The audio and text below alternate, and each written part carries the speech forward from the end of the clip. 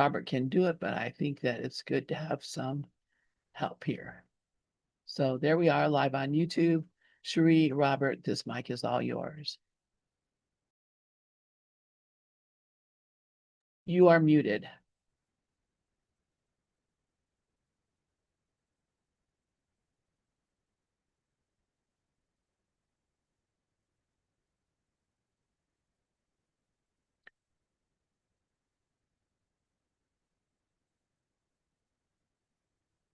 Okay.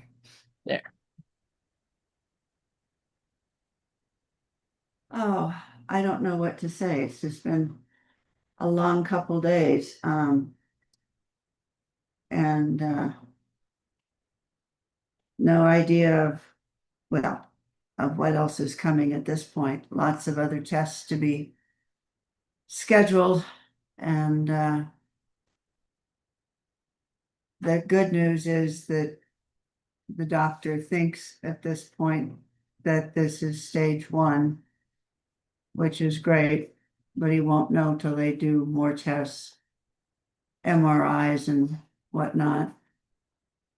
But it's been since 2014 that I developed lung cancer to begin with. And they did surgery and I never had to go through anything else. So that was a blessing. But I've had 14 years since then.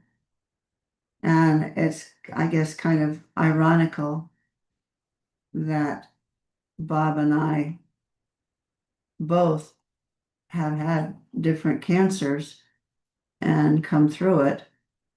And his was back in 2008, and my second one was in 2008 as well. So, but at any rate, what do you want to start with, honey? I'm gonna try to get this open and share, Okay. but I'm having trouble. I can't get to where I can share.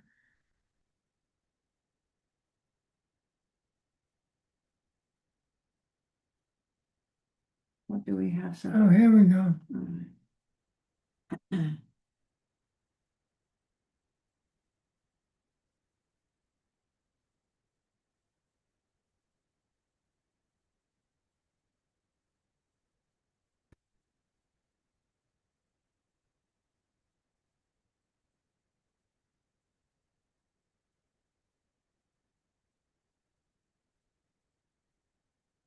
Okay.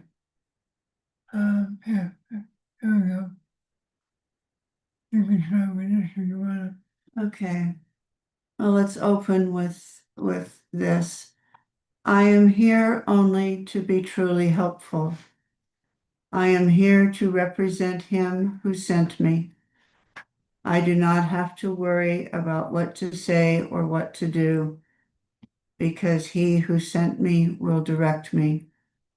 I am content to be wherever he wishes, knowing he goes there with me. I will be healed as I let him teach me to heal. Keep going. I have nothing planned for today, so let's go right to the essays.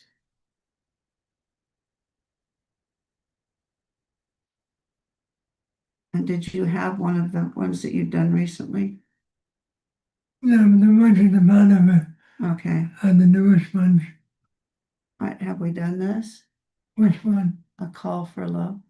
I don't think so. How about a call for love?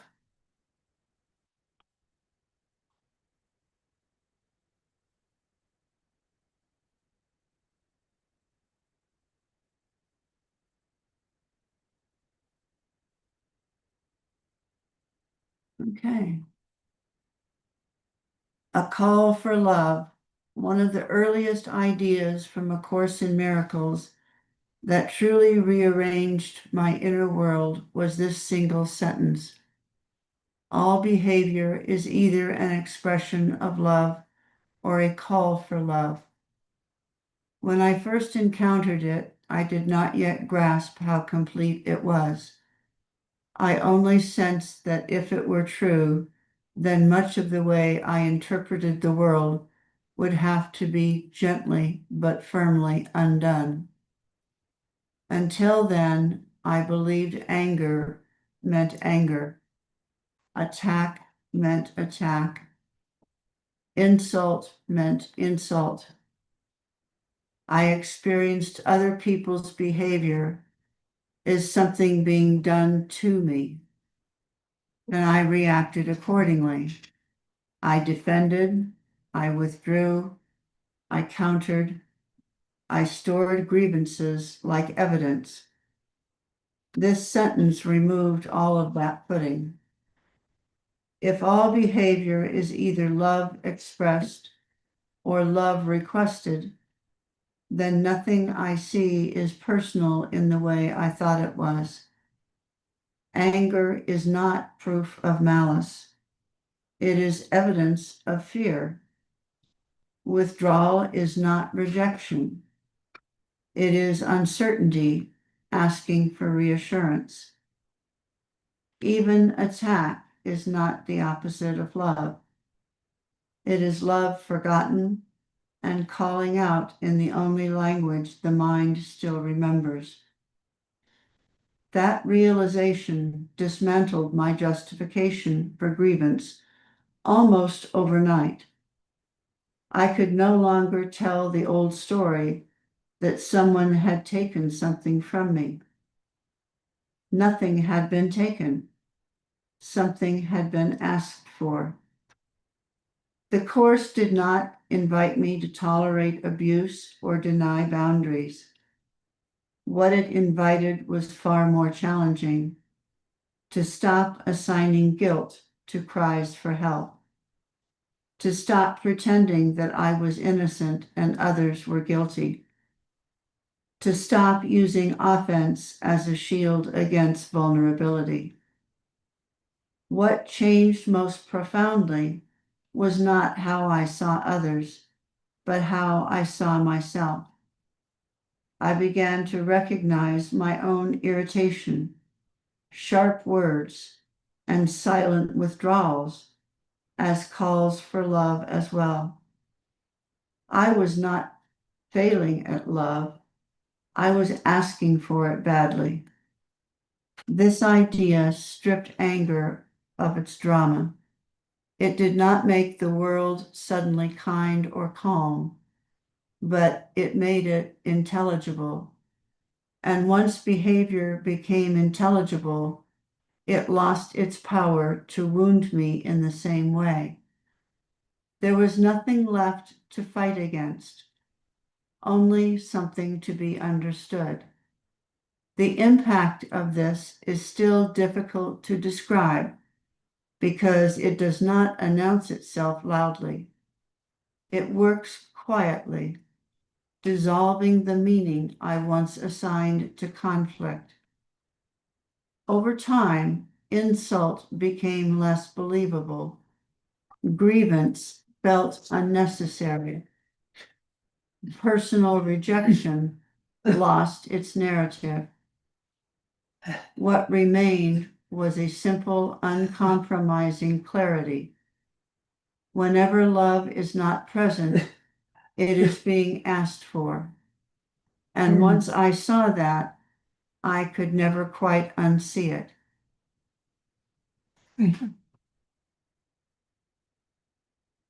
Any comments?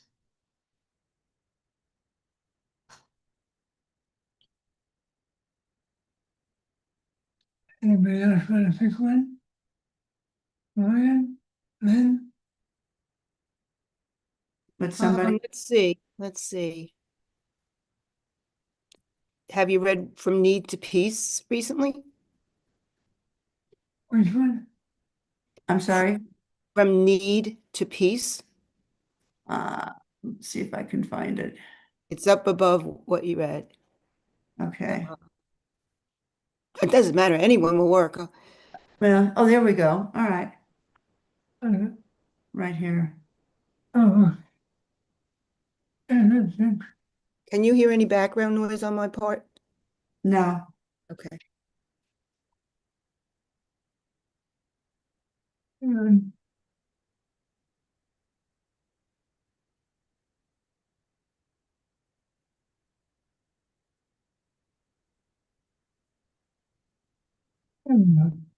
okay. Would anyone like to read part of it? I'll read a little bit. It's a little small for me, but I'll do my best. If I mess Uh, up, correct me. worry about it. Can we make it bigger? I'll try it like this. It's all right. Okay. From need to peace, nonviolent communication. There we go, what we're going to have tonight. Nonviolent communication need and the subtle belief in lack. Nonviolent communication is often described as a language of peace, empathy, and mutual respect. At its best, it allows people to express what matters to them without blame, coercion, or emotional violence. Yet beneath its practical tools lies a deeper philosophical question that is rarely addressed directly. What does it really mean to say, I need? For those familiar with A Course in Miracles, the question opens a doorway. The Course consistently points to a radical idea. All perception of need is rooted in the belief in lack. From that view, communication is not merely about exchanging information or negotiating outcomes. It becomes a mirror reflecting what we believe we are missing and what we believe others must supply. This essay explores nonviolent communication through that lens. We will examine the difference between expressing needs and making requests, why combining need and you in the same sentence creates conflict, how to distinguish true needs from personal expectations, and why every perceived need ultimately points back to a belief in lack. Along the way, we will use practical examples to keep the discussion grounded and usable. Want me to go on? If you feel like it. Yeah, sure. The promise and the limits of nonviolent communication. Nonviolent communication is articulated by Marshall Rosenberg, rests on a simple structure. Observe without judgment. Identify feelings. Express needs. Make clear, actionable requests. When practiced sincerely, this framework reduces defensiveness and invites cooperation. Its strength lies in removing blame. Instead of saying, you never listened to me, a speaker might say, when I speak and don't receive a response, I feel frustrated because I need to feel heard. This shift alone can diffuse many conflicts. Yet even this gentler language can conceal an unexamined assumption. The assumption is that peace depends on someone else's meeting a need. From an ACIM perspective, this is the very belief system that keeps conflict alive, no matter how politely it is expressed. Nonviolent communication works well within the world of form. It improves relationships, workplaces, families, and communities. The Course does not oppose this. It simply invites us to look deeper. It asks whether our sense of a need is a fact or a belief. Important. I would like to just go back up to that up there.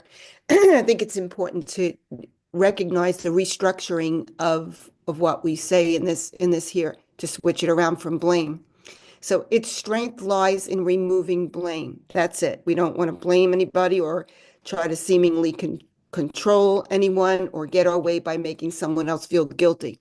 So instead of saying, you never listen to me, a speaker might say, when I speak and don't receive a response, I feel frustrated because I need to feel heard. This shift alone can diffuse many conflicts. Thanks. I think I'll stop there. Absolutely. All right. Before we go on, I just want to let everybody, let you know that the nonviolent communication that we're talking about in this essay is a big part of our book on relationships. So if this triggers something, then I think anybody listening would really enjoy that book on relationships. Yes, definitely. All right, I'll go on if that's okay. Expressing a need versus making a request. One of the most important distinctions in nonviolent communication is between expressing a need and making a request. These are often confused even by experienced practitioners. Expressing a need is an act of self-disclosure. It is informational, not transactional. It says something about the inner state of the speaker without assigning responsibility for fixing it. For example, I'm feeling overwhelmed and I need clarity. I'm feeling lonely and I need connection. I'm feeling tired and I need rest. These statements do not point outward. They do not imply that someone else has failed or must act. They simply name an internal experience. A request, on the other hand, invites action. It is directed outward, but does not demand compliance. It allows space for a yes or a no. For example, would you be willing to go over this plan with me? Would you like to spend some time together this evening? Could we pause this conversation and continue later? The problem arises when needs are disguised as requests, or when requests are framed as moral obligations. When that happens, the language may sound nonviolent, but the underlying energy remains coercive. From the Course's perspective, the moment peace depends on an external response, the ego has entered the room. Why need and you should not share the same sentence. May I say something really quick here before Sure. we go on? Sure. Those are two different things. The request is something that comes after the need has been established. After we express the feeling, we look at the need, and then we make the request. You can't confuse the need and request if you're doing nonviolent communication. So, request is actually maybe, what I would like to have happen or what would help me, but it's not the diagnosis or solution to the problem. It's just my idea of what it is. So those who are looking at nonviolent communication need to recognize that needs, feelings, and requests are all parts of the process. So you start with the observation. I noticed you didn't wash the dishes today. The feeling I'm disturbed by dirty dishes. I don't know what my feeling is. The need being, I need cleanliness, because I'm worried about, I don't know what, bugs or whatever. And then the request comes after the need. So the request and the need are two different things. The request is my perception of a solution or a diagnosis of what needs to happen. But the request should never be conflated with the need. Thank you for letting me share that. Yes. Glorian? Yeah, when I was listening to Lynn, it was just coming to me like the idea of the dishes being all over or whatever it is. I think we can always trace it back to the feeling of being out of control because the ego is control. So all of it's the same thing, really. Either we feel out of control or we feel trapped, which means we feel out of control, or we feel anxious, which means we feel out of control or depressed. So I think if we really look at the fact that we're always dealing with control, the ego being right, and that's why Jesus tells us, do you want to be right or you want to be happy? So if we want to be happy, we're going to relinquish that ego control and trust and move into letting all things be exactly as they are, which is the relinquishment of ego control. Thanks so much. Not at all. All right. Why need and you should not share the same sentence. One of the most practical guidelines in nonviolent communication is this: do not combine need and you in the same statement. The reason is simple. The moment you say, I need you to, responsibility has shifted. What was an internal experience has become an external demand. Even when spoken softly, this structure assigns causation and obligation. Consider these examples. I need you to listen to me. I need you to be more supportive.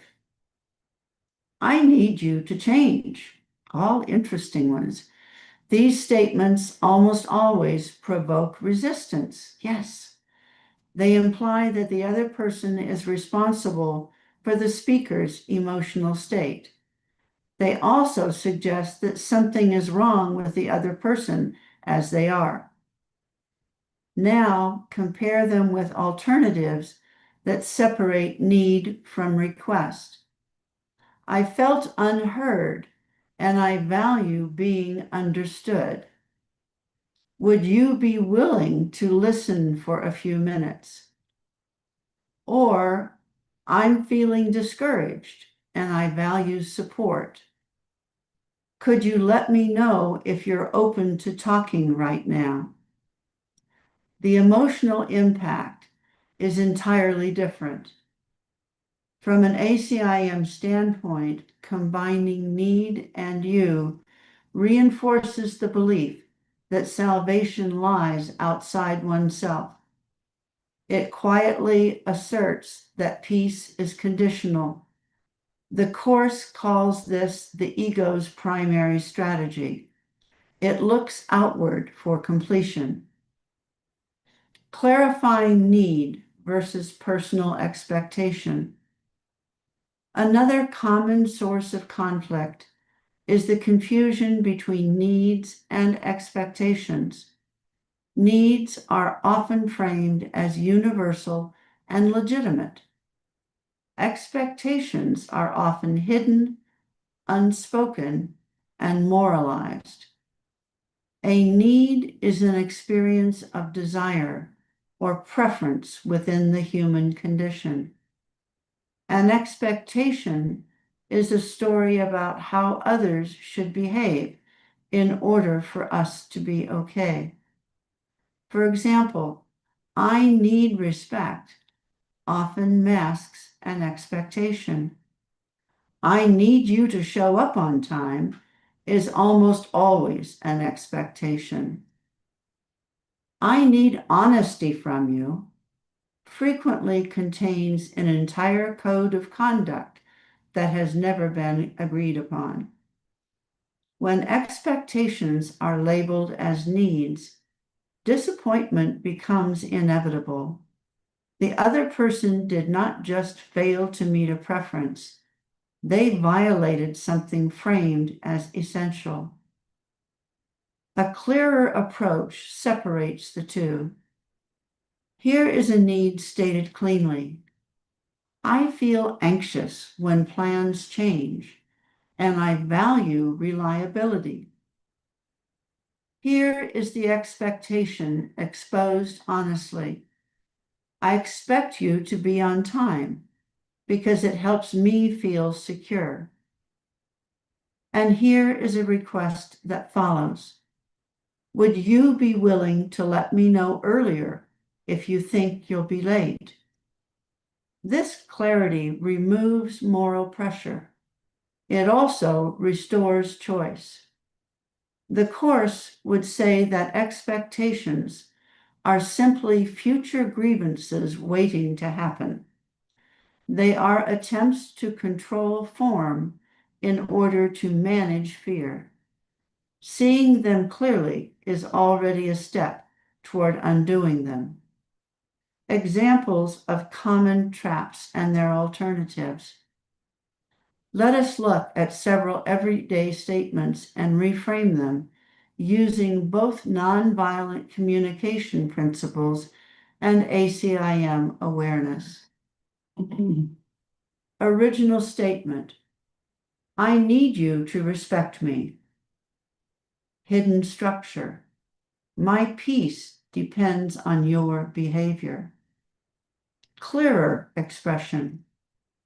I feel hurt when my views are dismissed. I value mutual respect. Request.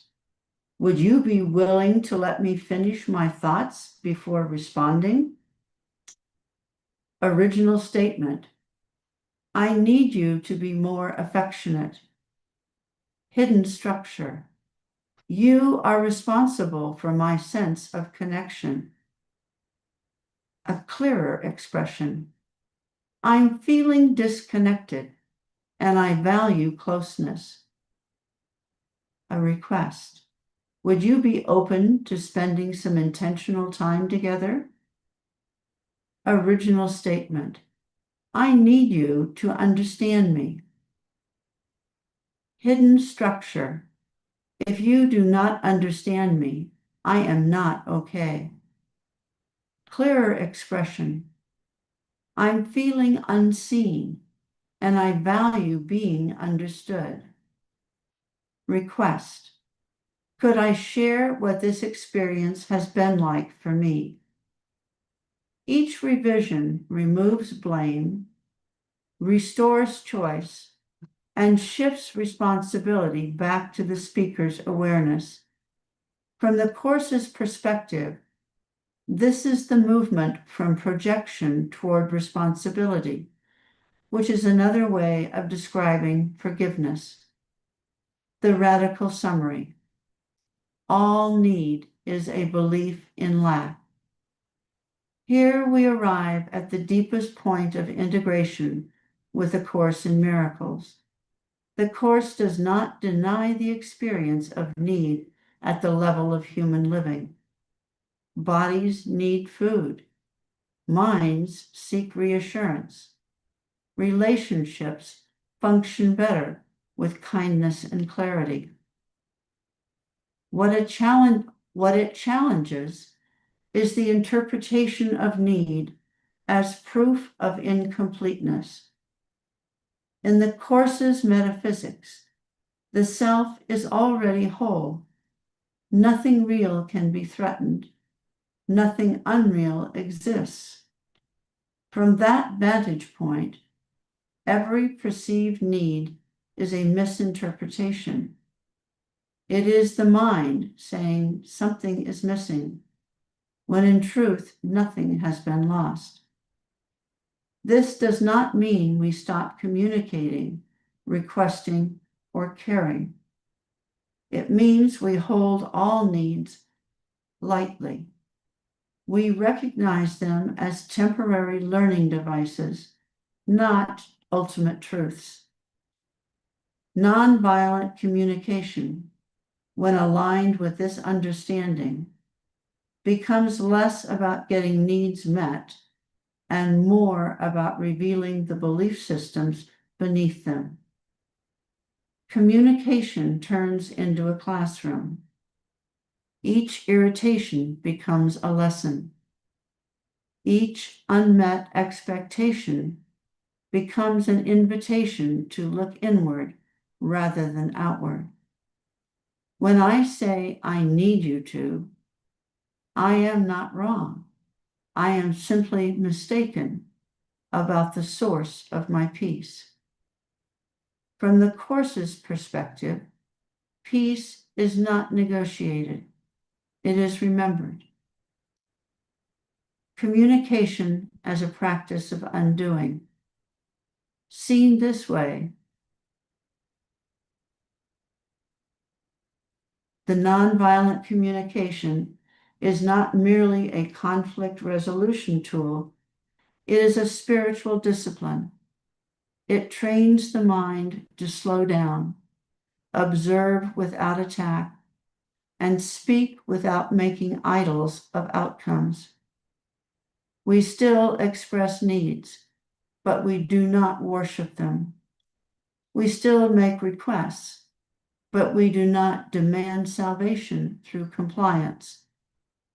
We still care deeply, but we stop using others as guarantors of our wholeness. In this light, communication becomes an act of humility. It says, "This is what I am experiencing, but I am willing to be wrong about what it means." That willingness is central to the Course. It is the crack through which peace enters. A closing reflection. Nonviolent communication offers a compassionate structure for human interaction. A Course in Miracles offers a radical reinterpretation of why conflict exists at all. Together, they form a powerful pairing. One teaches us how to speak without harm. The other teaches us why we believe harm is possible in the first place. When needs are expressed without blame, requests are made without demand, and expectations are owned rather than projected, communication becomes gentle. When needs themselves are seen as symbols of a deeper belief in lack, communication becomes liberating. At this point, we are no longer trying to fix each other. We are learning together, and learning, as the Course reminds us, is the gentle undoing of everything we thought we needed.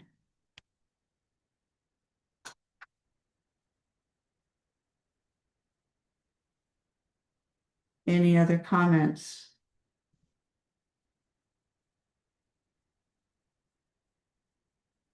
Yeah, Glorian has asked if you could send that to us so we can send it out to the folks at our meeting tonight. But yeah, it is very I'll clear. send it to you. It's tremendous. It's beautiful. Thank you so much. I'll send it to Lynn. Thank you, dear. It's so vividly true. I mean, I look at conversations that I've had with others, not just Bob, and that we are not aware, we don't pay attention to what happens as a result of us speaking in this manner to other people. And it's got to be at the base of a lot of unhappiness, if nothing else. And by being able to stop for a moment and consider what it is that we're saying and how we're saying it, that we could avoid a lot of misconstrued communication and also avoid creating an atmosphere of real unhappiness. Kathy? Oh, God love us all. Today has been the, I keep hearing it's awareness. I was just speaking to someone, so I'm part of a 12 step, but in the Al-Anon group. And I was just speaking to someone who called me the gift that I received with 12 step was the awareness of me in a whole different way, and becoming the continually understanding to step back. And discernment was a word that really hit me hard. God love us, that reaction, and it taught me to respond. And it's the reacting where it goes into the crazy mind and the scramble and the marbles in every direction, and chaotic chaos just gets crazier and crazier, and that's very frightening. And the course brings me, and the 12 steps, it's all part of it, brings me back to me, my foundation, my roots go deep into this earth, and then I'm able to, if I get the message, it's trusting my will to something far greater than me, the surrendering my little self to the big self, to the universe, to all of us. And it's helping. I think the resistance for me, what I observed, and I have so many times in rooms, is if we look at ourselves, we feel we will be shamed. Please forgive me. Someone will say then, yes, you did me wrong. And it's understanding this forgiveness is a gift exchange and helping understand if they say no mistakes have happened and we really are here to wake up one another. If I can have that courage to stand up and show me as I am in my frailty, in my errors, and in all those little mishaps, coming from a place of thinking you're helping, but misunderstanding I'm the one that needed the help to get back on my feet and find the Holy Spirit, God, love, whatever we want to call that we're comfortable with. And it's every time, because that awareness of a hit, a pain, a chill, whatever, it's back to me saying, okay, I will be done. Okay, it's not about me doing, it's about being done, really. And that's where the beauty is. Thank you. Thank you. Any other comments?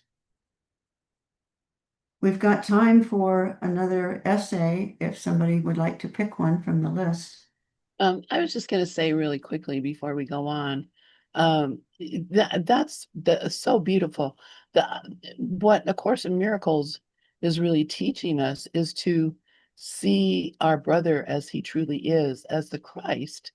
And this is the basis of nonviolent communication, is to see the person without the judgments, and with what Marshall called and what Carl Rogers called unconditional positive regard, meaning that no condition, nothing you ever did, nothing ever you ever could do, could change my mind about my love for you. That unconditional positive regard that says, I love you. You are perfect just the way that you are. And I want to be with you. I want to share with you. When you were saying about thinking about conversations you'd had in the past, Cherie, me too. And oh my God, if I had only found this 30 years earlier, my life would not have been the shambles it was, with getting fired from jobs and some really crazy stuff happened. But that was not my path. My path was to really crash and burn. So I had no other place to go but to God. And it was all for the best. However, now I can look at those same conversations and have them again in my mind. And, I mean, sometimes it brings me honestly I just sit here and sob tears when I think of how I misconstrued people, judged people, attacked people, and not a mean person. People would tell you I'm the nicest person in the world, but man, for me, I look at it now and it just breaks my heart that I could have been that way. But I can change that now. In the present, I can change the past. And that is a promise from A Course in Miracles, that if I change my mind about it now, all the effects of my wrong thinking will be fixed. So, and I do, sometimes, not so much anymore because I've given up the idea of, I was not guilty of doing anything wrong. I was just thinking from a very primitive place. And that is saying a lot because I've always been a very, like, quote, spiritual person, religious person, studied Buddhism, did meditation, I did everything, uh, trying to be right with God. But I carried my judgments with me, and you can't be right with God unless you're right with his son. And so, I spent a lot of time when I first started doing this work forgiving the past, because otherwise it comes back, it will haunt you.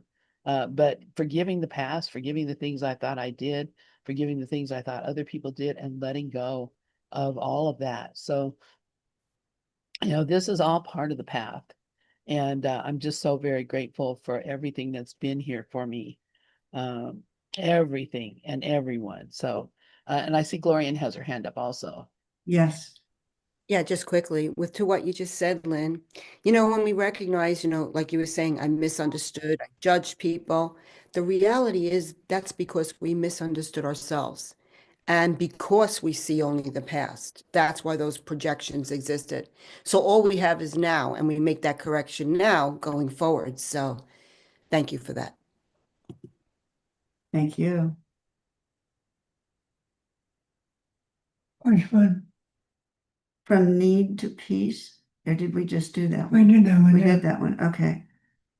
Kathy, did you want to say something again? Oh, don't I always? Thank you. Lynn, I want to say I do remember listening to you way back on some of the things that may have gotten you into trouble. And I feel like actually I remember hearing you were speaking a truth. Too, I remember, maybe it was the intention. I remember it sounded like whatever you stood up or called out certain things, you were speaking from a truth, but they didn't want to hear it, that it would make them wrong. There's something there that I remember in your sharing. But back to that, what Gloria just said is what I too need to hear, because it is that past that gets me in the way of, just like you shared, how you were then, wishing I had what I have now back then, yet back then brought me here. So it's kind of an interesting mix, but the pain gets bigger and you find these rooms to come together to help you. And it's really trusting that forgiveness of the past. That makes sense. Thank you for that. I just want to answer that, Kathy, because you're right. I mean, that is for me, because I worked in environment and health and safety. I took my job very seriously, and I wanted everyone to be safe, and I wanted everything to be right legally, and I had all these ideas. And the thing that I regret is that I didn't have a way of communicating that to the people that I worked for, um, because without thinking, these guys are jerks and they're trying to hurt people. They don't care if people die. They don't care about the environment. That was my attitude. And so with an attitude like that, it was very hard to get people to agree with me. If I had had nonviolent communication back then, things would have been way different. And of course, I go back and change that. But I recognize now that, yeah, it was because I was in total judgment of those people. And I probably was, but I ended up calling OSHA on them and having them, I mean, it was not a happy time. Uh, but maybe I could have done it differently. And I'll respond to that, because for me, I took things differently. I didn't go to, I mean, yes, it's all about judgment, no question about it. And yet it's different. And mine, it was so much rage out there and anger and fighting that I swore I wouldn't go to the rage and the anger. So I guess I became the martyr. But at the same time, it's like our intentions are the same. We do it differently, regardless. The past brought us here. So your way was one way, mine was the other. We were on, for me in my heart, it was that same mission, trying to bring that truth out. I was hoping for it to be God's truth. But it's just like this wonderful soils microbiologist that just passed away and taught me about soil, and or any educator, when they go to the university they were educated in and say, hey guys, we know more now. And then all they would do is strike and say, well, then if that's true, you're making me wrong.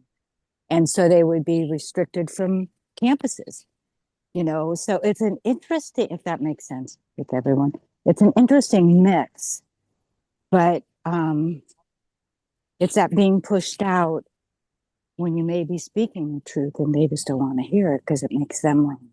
If you're right, I'm wrong. And we know that part about right and wrong. I get it. But it's interesting. But it brought us here. So I guess I want to believe I can learn that forgiveness from my past because of the way I tried to communicate. Obviously, didn't work. If all those people, I had to go through in my mind and look at every single one of those people that I accused and recognize, they were doing the best they could in the way that they knew how to. Yeah. So not my judgment of them was not helpful. It was, so that's again why I, wish I had this Totally. before. I would have been different, but that's the way it is. So Yeah, and understanding, was that the way it was meant to be, I guess, is where I'm trying to say that, to trust that there aren't mistakes. Because I feel what we know now, yes, I look back and I go, oh my God, I wish I had what I have now. But I didn't. And if everything was perfect, that's the part that I keep trying to, so I can learn forgiveness for myself, I guess is basically what I'm trying. Yeah, exactly. Oh, thank you. Anyway, back to Bob and Cherie. I'm sorry. No, that's all right. My reflection as I'm listening is that sometimes we just have to get to a point in our lives where we are ready to accept and understand things that we can't deal with prior to that.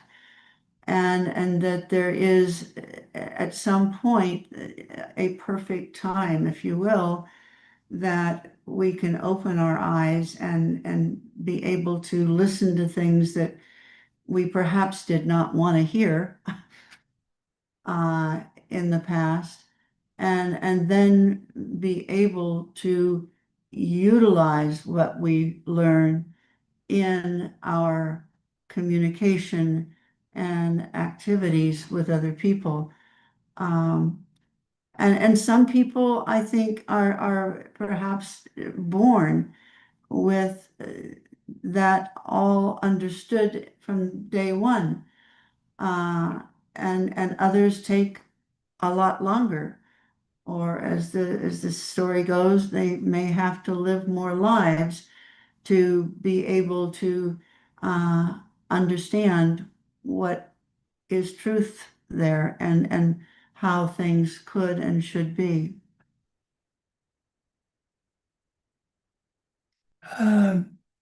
Just to follow up with what Sheree was saying, I don't normally pick essays, but there's a really short one here that speaks to exactly what she's talking about. If I can find it. Oh, there it is. Okay. And then we'll close with this.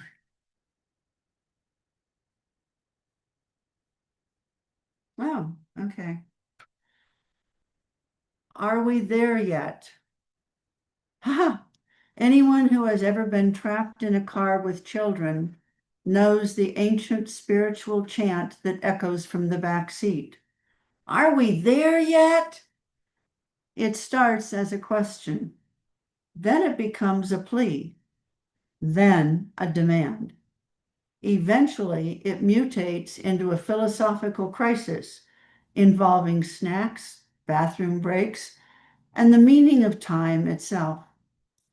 Learning A Course in Miracles isn't much different. If spiritual growth could be measured in miles, most of us would still be circling the neighborhood with the emergency brake halfway on. And just like those kids in the back seat, we keep poking the Holy Spirit from behind the driver's seat, asking the same thing. Are we there yet? I like to imagine Spirit glancing at us in the rearview mirror with that patient, eternal smile. The kind that says, we literally haven't even backed out of the driveway, but thanks for asking. Meanwhile, we're back there with our spiritual juice boxes, convinced we should be enlightened by now. We've read the lessons. We've nodded wisely in Zoom groups. We've underlined things in 3 colors. Surely that counts for something. But growth in ACIM isn't a straight highway. It's a road trip with no GPS, a map drawn on a napkin, road signs written in parables, and a co-pilot who keeps reminding you the road is imaginary. And just when you think you're making progress, the ego pops up like a sibling who wants the window seat. He touched me. She breathed on me. You skipped a lesson. Suddenly, the trip feels longer. But the course slips in a gentle truth that can feel like a plot twist. You're already home. You never left. The road trip is a dream. The car is a dream. And the snack crumbs ground into the upholstery are definitely a dream. We're not traveling to awakening. We're waking up from the idea of traveling. Still, we keep asking because we're human, or at least we think we are. Are we there yet?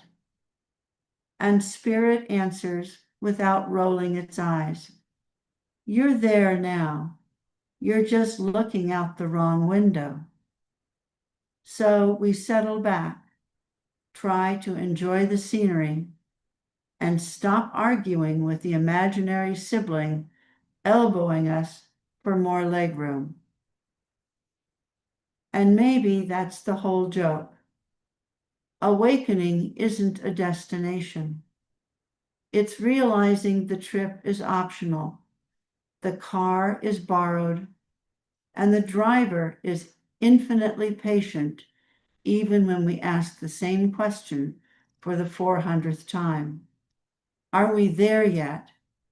Yes, and always yes.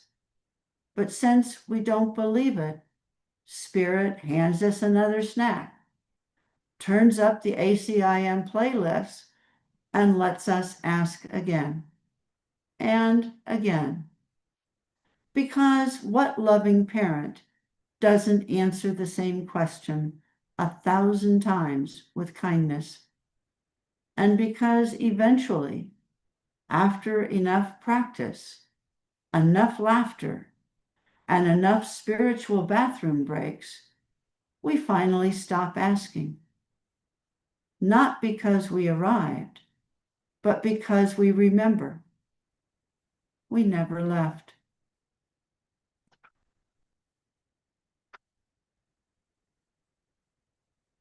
Any comments?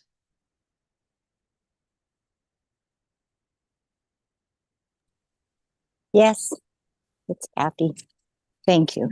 That is so powerful, fabulous, wonderful. Remembering, I I do ask a lot. God, yeah, please help me. Can we do that?